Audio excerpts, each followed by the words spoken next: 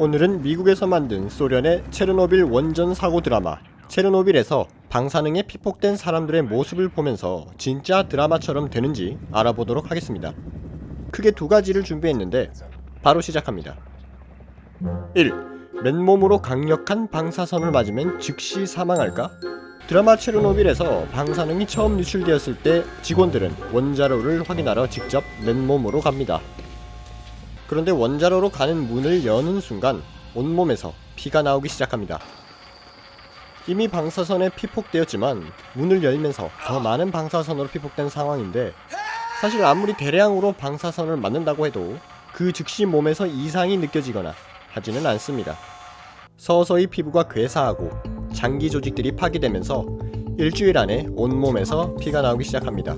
우선 체르노빌 사고 초기에 내부 작업자들은 시간당 16그레이 만큼의 방사선을 맞았습니다. 이렇게 되면 거의 일주일 안에 모든 장기들과 중추신경계들이 파괴되어서 일주일 안에 사망합니다. 그리고 드라마에서 심하게 피폭된 사람이 병상에 누워있는 장면이 나오는데 환자의 피부가 다 떨어져 나가 속살이 보이고 있습니다. 실제로 방사능에 피폭되면 DNA에 손상이 생기면서 세포들이 재생되지 않습니다. 그래서 초기에는 겉으로 보기엔 아무런 증상이 없지만 시간이 지나면서 피부 세포가 재생되지 않다 보니 점점 피부가 떨어져 나가는 것이죠. 2. 방사능에 피폭된 사람 옆에 있으면 나도 피폭이 될까? 체르노빌 원자력 발전소가 폭발한 직후 근무자들과 또 발전소 사고를 처리하기 위해 파견된 소방관, 의료진, 작업자들은 600명 정도 됩니다. 이들 모두 초기에는 아무런 보호복을 입지 않고 작업을 했습니다. 결국 대부분 사망하죠.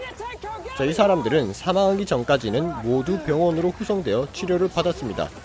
물론 살아날 가능성은 없었습니다. 그런데 드라마를 보면 병원으로 면회를 온 사람에게 의료진이 1분 30초 이상은 옆에 있지 말라고 합니다. 환자의 몸에서 방사선이 나와서 옆에 있는 사람에게도 옮길 수 있다고 한 거죠.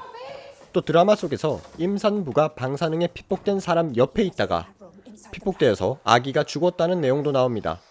그러나 실제로는 피폭된 사람이 옆에 있는 사람에게 다시 피폭시킬 수는 없습니다. 원자력안전위원회에 따르면 방사능에 오염된 음식을 먹거나 아니면 물질을 만지거나 하면 방사능에 피폭될 수 있지만 사람이 피폭되었을 때는 옆 사람에게 옮겨지지 않는다고 합니다. 사실 원자력 발전소가 폭발해버리면 우리 인류가 할 수 있는 것은 딱히 없습니다. 체르노빌처럼 발전소 전체를 콘크리트로 덮던지 아니면 일본처럼 방사능 오염수를 원전 폐기물 보관소에 영원히 격리해야 합니다. 당시 체르노빌 사고 때 초기 의료진으로 근무했던 알리 샤피로님께서는 우리는 과거를 지우거나 바꿀 수 없습니다. 그러나 과거로부터 배울 수 있습니다.